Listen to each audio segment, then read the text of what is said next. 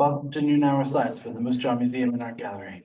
We're located on Treaty 4 territory, the traditional lands of the Blackfoot, Cree, Ojibwe, Saulteaux, Dakota, Nakota, Lakota, and on the homeland of the Métis Nation. We pay our respects to First Nations and Métis ancestors and reaffirm our relationship with one another.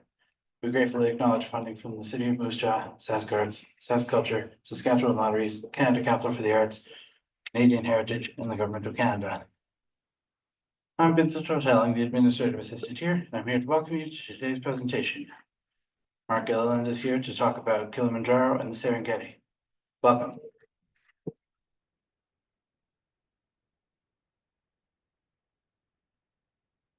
Well, thanks everybody for being here today. I hope you enjoy this, find this as interesting as I did. This was an expedition that I was part of in the fall of 2023. We are in Eastern Africa for about 3.5 weeks. That includes climbing Mount Kilimanjaro and a safari after that. Hope you enjoy it. If you have questions, I like questions.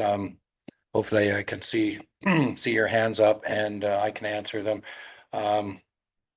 Yeah, so we'll get started right away. Hope you enjoy. First slide here is landing in Addis Ababa, Ethiopia, which is Addis Ababa is pretty much the hub for travel in Eastern Africa. Very big city, very, very busy. Don't get to see a lot of the country, but you see how busy it is. And at this time, Ethiopia was under civil war conditions. There was some risk traveling to this area, but outside of the area of the airport is not as safe as in the airport. So this is landing Addis Ababa, very busy, as I said, a hub for Eastern Africa. You can see it's like the Pearson of Ethiopia. So after leaving the airport, we're out on the way to Moshi, which is a city of about 200,000 south of Mount Kilimanjaro. Mount Kilimanjaro is the world's tallest freestanding mountain, approximately 19,341 feet in elevation. It's fully located in Tanzania. Typical of some of the stores and houses. It was interesting to note that the roofs of these buildings all had this similar kind of shape, very distinct shape. Some of the vegetation that was near the water, the rivers, the streams. A lot of it is on the Serengeti is very, very dry, very barren, but near water and more populated areas, there's very beautiful vegetation. Obviously, bananas. This was the first place we stayed at. It was really cool, really, really nice. The food was great. And we're just starting to acclimatize at this point, getting used to higher elevation, much higher than what we live at here in Saskatchewan.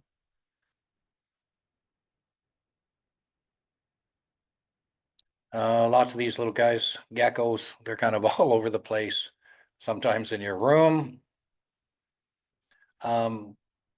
Lots of tortoises running around. Some of them are probably 3 times this big.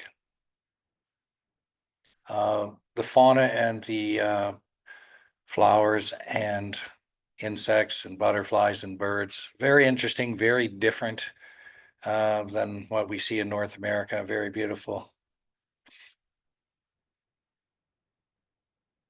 Lots of monkeys around. We've seen several types of monkeys in Eastern Africa. They're very used to people, and going to your place of accommodation, if there was 15 or 20 of them on your roof, that wouldn't be unusual. They're kind of all over the place and looking for handouts and looking for snacks and something you've dropped. They don't seem to be any danger or any risk to people. You wouldn't want to get bit. But we are warned that if you've got a cell phone or anything shiny in your hand, they'll attempt to grab it and run with it. This is the area down by the river. This was close to that accommodation that I showed you. We're not that far from Kilimanjaro itself. There's a look at it right there. That is the goal. So this gate here, Londoro Rossi Gate, this is kind of the actual start of your hike, your climb, the start of the approach. On a trek like this, you go through 5 different climatic zones.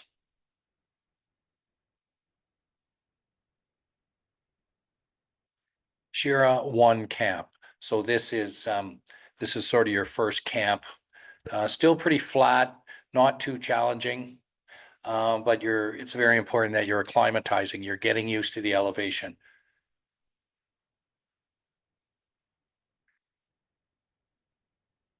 Kilimanjaro, the snows, the ice on Kilimanjaro, unfortunately, like other places on Earth, is melting. In future, maybe 20, 25 years estimate, there won't be glaciers and snow on Kilimanjaro anymore. Kilimanjaro is a dormant ancient volcano.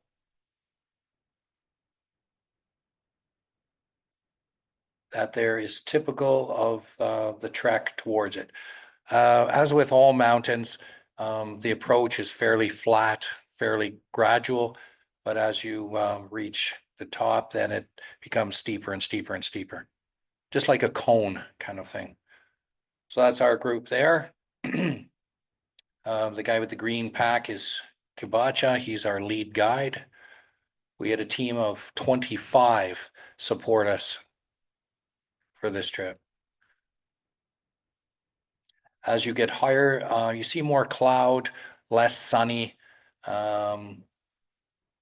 sometimes rain, not a lot of rain. It is the dry season, but a little bit of rain. Temperatures are definitely going down, cooler, windier. One of the higher camps, you can see the vegetation is quite different than what we're used to. Scenery, of course, is unbelievable. This is one of the higher camps. You can see the tents in the lower left.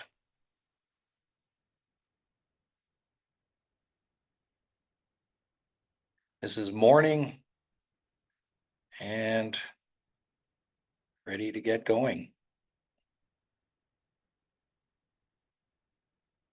You're continually just going up and up and up and up, although this is fairly easy, the climbing.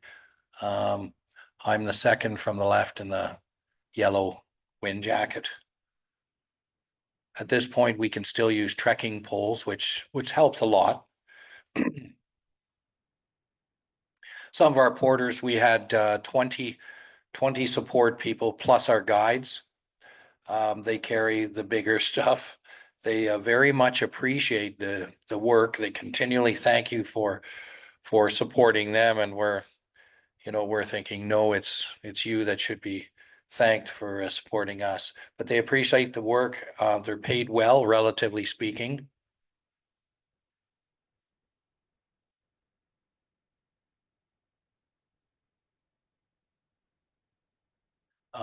When you've got a good team and you've got good guides, you're with a good outfitter, they look after you well.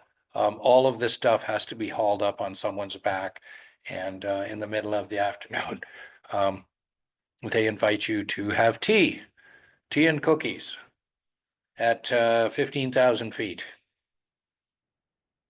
So they have to haul the table, the chairs, everything. Okay, Lava Tower Camp. Very interesting. You can see the elevation is getting to be quite high. You're in the clouds. That's our team from Moose Jaw. There's 4 people, same 4 people that went to Mount Everest in 2019. That's Max Pillsworth on the left. He's a fireman in Moose Jaw. His dad, Kevin Pillsworth, is a police officer in Moose Jaw. Myself and Galen Panko, they call him Galen Big Country Panko. He's a realtor in Moose Jaw here. This is Lava Tower. A very interesting plant. It's coniferous plant called giant groundsels. And the only places on Earth that it grows are in this region. Mount Meru, Mount Kilimanjaro, and a very, very limited number of places that these grow. Very interesting. So you can see the trail there.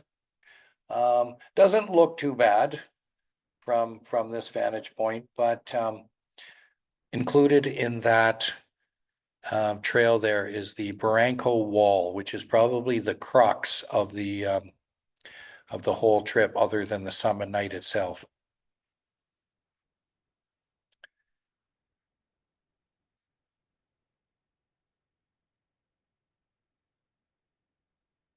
Once again, the giant groundsels, very, very unique vegetation. Okay, so this is Barranco Camp. So the following morning, we'll be taking on the Barranco Wall, sometimes called Death Wall. It's very challenging if you like heights, which I don't particularly enjoy. It's something you have to overcome in your mind. Not technically challenging, but lots of exposure. That day there were two people that actually fell. They were two porters. One had broken ribs and broken arm and some other injuries. And I'm not sure about the other one. I don't think it was good. So this is the Barranco camp. That's the Barranco Wall, which is about 300 meters high, which doesn't seem like a lot, but it's very exposed.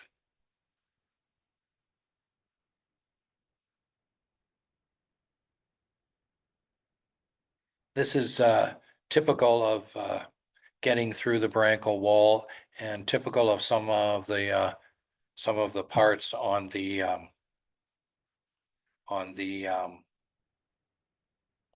summit night.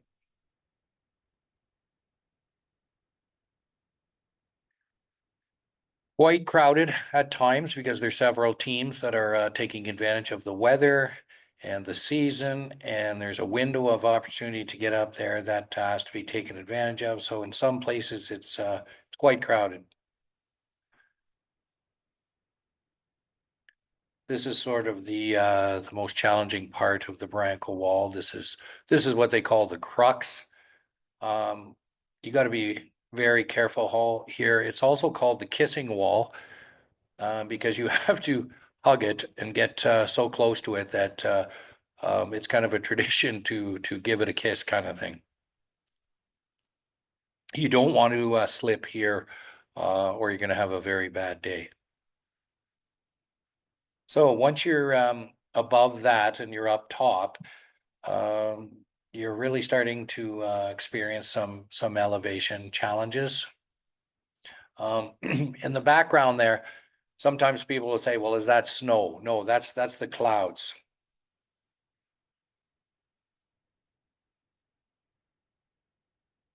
Typical camp, kind of windy, kind of cool. We were lucky, dry season didn't have a lot of rain. We had very good weather overall.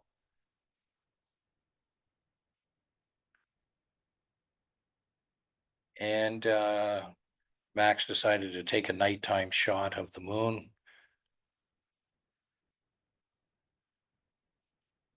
So that's going to be the final push right there. Kilimanjaro. It doesn't look bad, doesn't look big, but it's a monster. That's pretty much the same spot, nighttime and daytime. When you arrive there at about 2 o'clock the day before the summit night, you're told to rest and to eat, drink water, hydrate, but it's hard to rest because the guides, the porters, they're constantly singing, constantly dancing. As soon as they wake up in the morning, they're in a big circle. They're very happy people singing and dancing.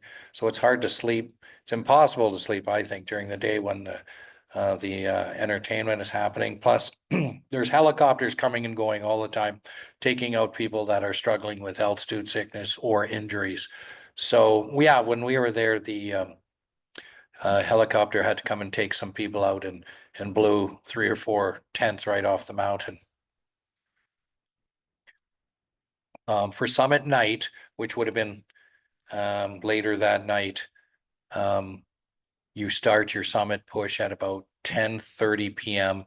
and you've got 15 hours ahead of you of very, very hard work.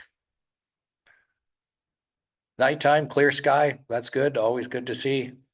Some wind, some cold temperatures, but clear, which makes things much better than the rocks are dry instead of wet and slippery, which complicates things. So that's our team. That's me on the far left. These are porters, guides, and about 24 support people.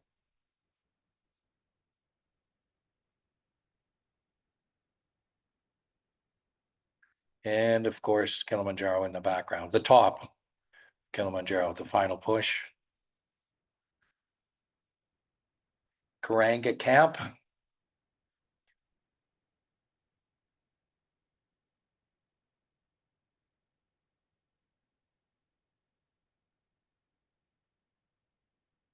Not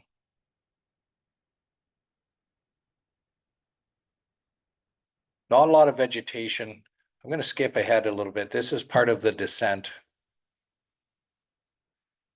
I just wanted to show you some of the variation in vegetation. You're going, as I said, you're going through 5 different climatic zones, from upper alpine, which is virtually no vegetation and just rock and ice, to this type of vegetation, which is rainforest, and you're seeing all kinds of birds and animals and different types of monkeys and stuff. Very wet, very slippery, very hot.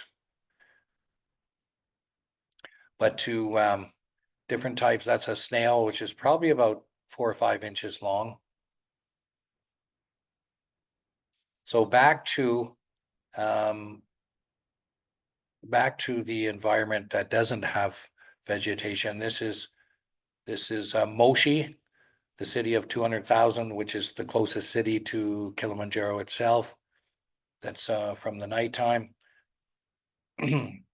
And these shots here are about 5 a.m. and that's sunrise over Eastern Africa. So this is what we pay the money for, to see this shot. That's what it's all about right here. You start at 10:30, 10:45 at night, and it's just a push, a push, a push, and it's just a grunt, and have to stay hydrated. They give you, I didn't take pictures of it, but they give you pure sucrose for energy every half hour. They call it Kilimanjaro cocaine, and it's so sweet, it's really quite sickening, but it keeps you going. You have to pace yourself. They continually tell you pole pole, which means go slow, go slow. If you go too fast, your head's going to explode. You're going to experience some very bad effects of altitude sickness, even though you're taking a Diamox medication, which is diuretic. At these altitudes, you've only got about 47% of oxygen compared to sea level. So the harder you work, the less oxygen you get. It's just the way it is. There is supplemental oxygen available to those who really need it, but it's very expensive. This is the final push. This would be at 7 a.m.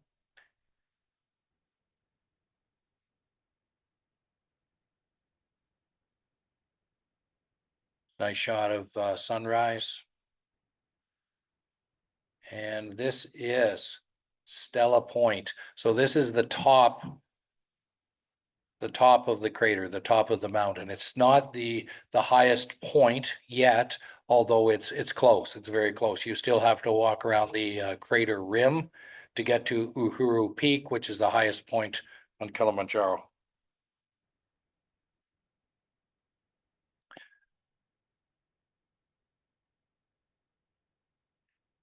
You can probably tell from the picture there that we're a little bit tired.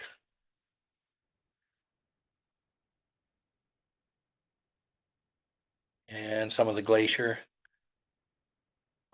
that are near the top.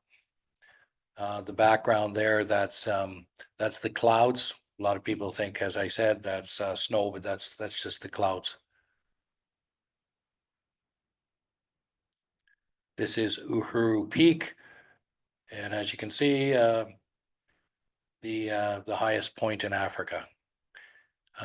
Kilimanjaro is one of the 7 summits, of course, being 7 continents. This is the highest mountain in Africa. 19,341 feet.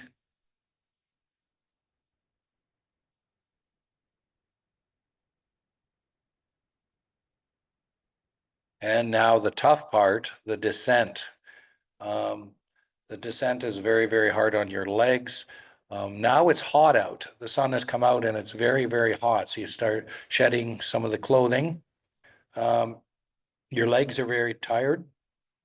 You haven't slept for probably 24 hours.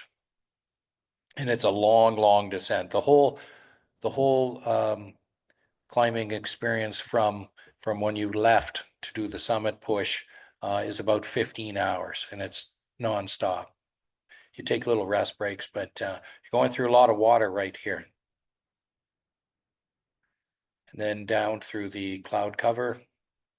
Not a lot of plants. There's a little bit of grass there, but you're going through the clouds basically to come down.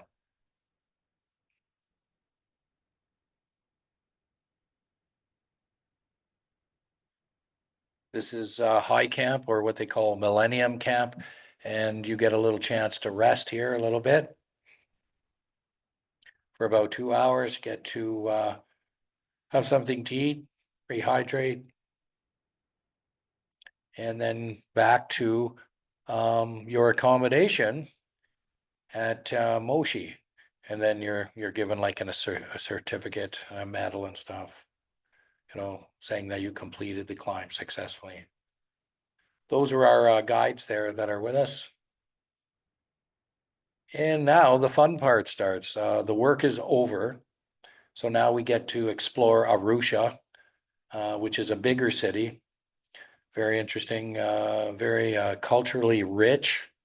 In Arusha is the largest art gallery in Africa. It's just incredible. We spent probably half a day there. You could spend a week there. We visited a Tanzanite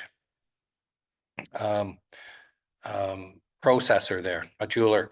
Tanzanite is 1,000 times rarer than diamonds, and it's only found in the foothills of Mount Kilimanjaro. Sort of a beautiful bluish, purplish stone. That stone I'm holding there is worth about $40,000.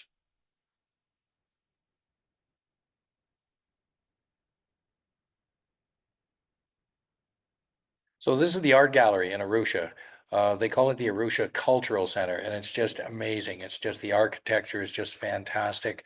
The art included in there. I could have spent 3 days in there. I looked at a feature wall there. It was a heavily textured painting the size of, a large mural. And I said that when I get back to Moose Jaw, I'm going to replicate that in clay when I get back here in my own class here at the Moose Jaw Museum and Art Gallery. So we did cave art, which is the oldest art known to man and the oldest form of storytelling. It's myself and Galen, just overwhelmed by the amount of carvings and paintings and photograph and the architecture. We stayed at very nice accommodations there. And then we had a couple days to explore Arusha and do some of the culturally rich experiences and around the large city of Arusha.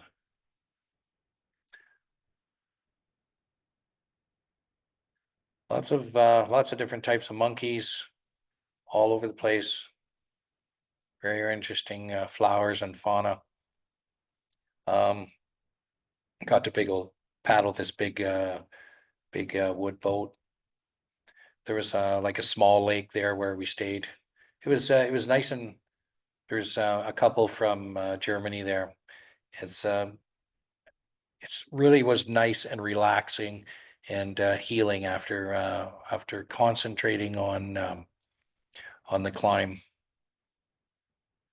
So we're going to Ngorongoro crater, which is close to the Olduvai Gorge, which is supposed to be the cradle of civilization. Dr. Mary Leakey and Richard Leakey, the ones that discovered Lucy, who's a skeleton of what they considered to be the missing link. So they call that area the cradle of civilization. Tarangire National Park. This includes Ngorongoro crater. So this is where we really got to see the wildlife. Zebras, of course. Zebras are usually found with wildebeest, sometimes hundreds of them together. And we were told by our guide that that's a protection thing, strength in numbers from lions and hyenas and things like that. That's a wildebeest. That's the animal that I found the most interesting and the one that I focused on in the clay pieces that we did in our class here in Moose Jaw. Wildebeests were very common to be seen in cave art. Warthog. We had the opportunity to see a warthog being hunted by a few hyenas. We watched for about 40 minutes, and they were trying to sneak up on the warthog, and eventually the warthog had had enough and put the run on the three hyenas. Our guide told us that the hyenas were lucky to get away because the warthog will usually kill them with those big tusks. There's a cheetah. Lots of elephants, of course. Lots of monkeys everywhere, all different types of monkeys, some large, some small. There it is looking into the Ngorongoro crater, which is protected, of course. So this is northwestern Tanzania, just south of the Serengeti plain. Lots of lions everywhere. During their day, they're not very active. We were told that they will sleep 20 hours a day, just like a domestic cat, I guess. In the heat of the day, they're pretty lazy. There's a Cape buffalo, which we were told was in terms of interactions with humans is the most dangerous animal in Africa.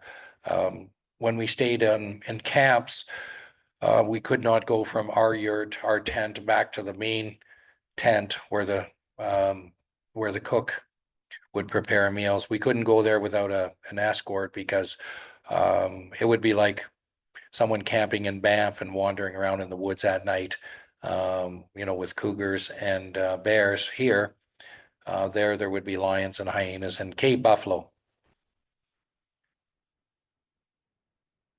Different types of impala and springback and deer, including small, tiny ones the size of a very small dog.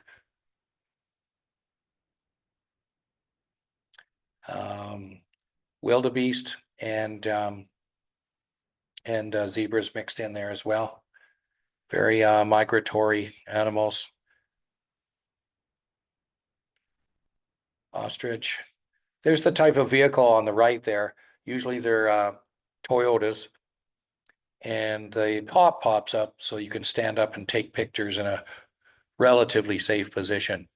One day our vehicle broke down out there in the middle of nowhere. We completely lost the clutch. We're had lions on one side and hyenas on the other.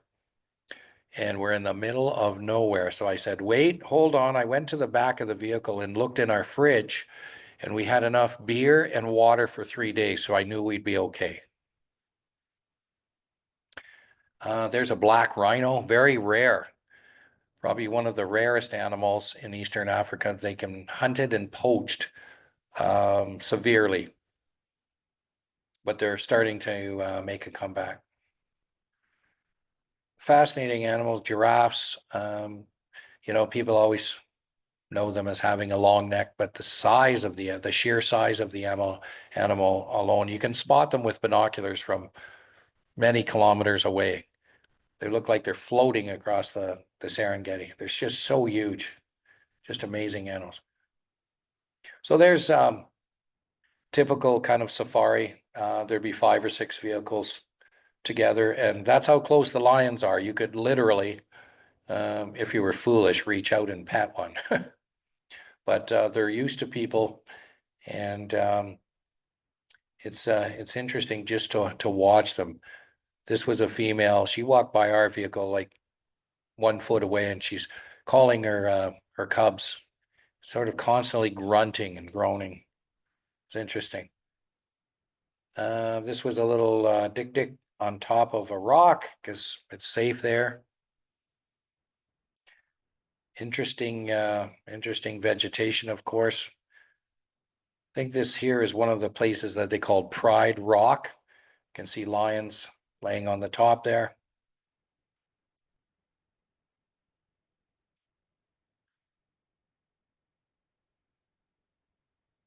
Big old alligator. You would see alligators usually hanging out with the hippos. Lots of wildebeest, thousands of wildebeest in the area. This was probably the most northern part that we went to in Tanzania, the northwest corner. This is on the Serengeti Plain. Very peaceful, very beautiful. This is our cook tent, fairly large. There's a bar there. We're enjoying a ginger ale. The guy to my left is Abdul. He was our guide. He was a Muslim. He would get up at 3 o'clock every morning to meditate and pray. Hyenas, always opportunistic, looking for an easy meal. Very interesting birds. Hippos.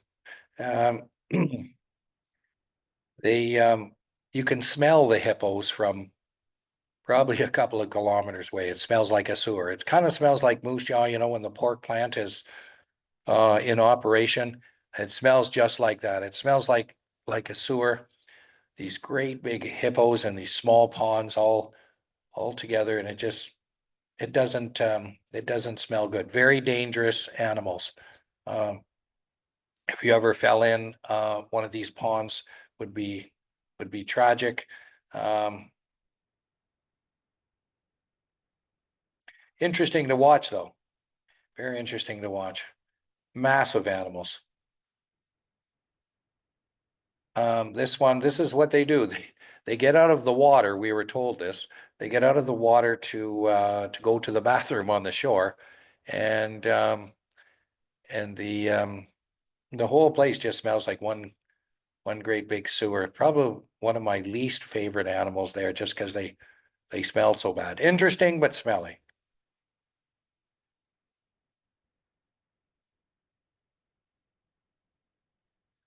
Can be quite dangerous. Sometimes they're out of the water and out running around. You would certainly not want to be charged or attacked by one of these. They're responsible for several deaths in the area every year because they are very aggressive, and there's not much you can do when you're attacked by a hippo, you better find a big tree. Cheetah again in the heat of the day, just having a rest and curious as to what we're doing there.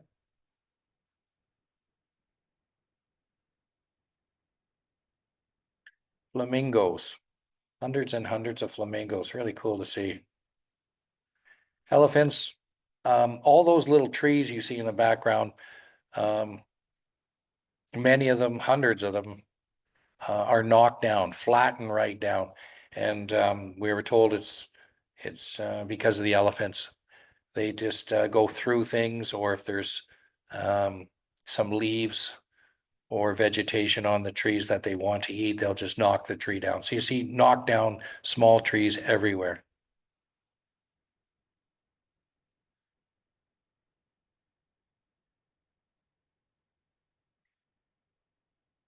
Very interesting giraffe, one of my favorite animals. They're just amazing animals. So that's a typical shot of the Serengeti. Kind of like Saskatchewan a little bit, don't you think?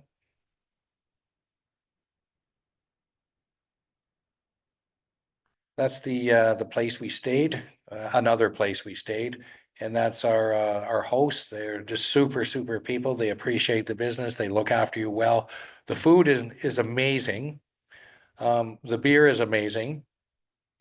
The views are incredible. It's just really nice and very relaxing to be out there. More lions just hanging out during the heat of the day on rocks and shade.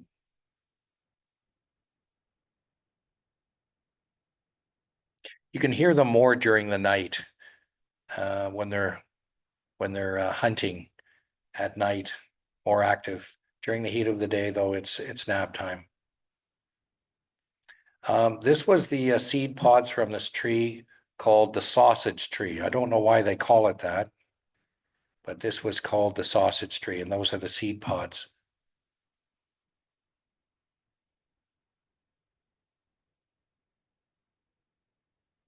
Couple of young cubs. Would have been fun to get out there, to step out. They're about 5 feet from the vehicle, to step out and just pet them and say hello to them. But of course, that's not good for them, not good for you, and it's illegal. This is a flight leaving Arusha back to Addis Ababa, then on to Ireland, then on to Toronto, then on to Regina. This was a very large praying mantis. He's kind of hard to see there. He blends in so well, but was probably 5 inches long. This great big praying mantis. Very interesting. As I said, lots of different types of monkeys in your accommodation, whether you're out actually on the Serengeti or closer to town, monkeys everywhere. If you kept your door open, they would come in and see what they could take from you. Very peaceful, very relaxing. I'm glad we did it this way. I don't think you'd want to start out this way in a relaxing manner and then do the climb after that. This is the way to do it right here.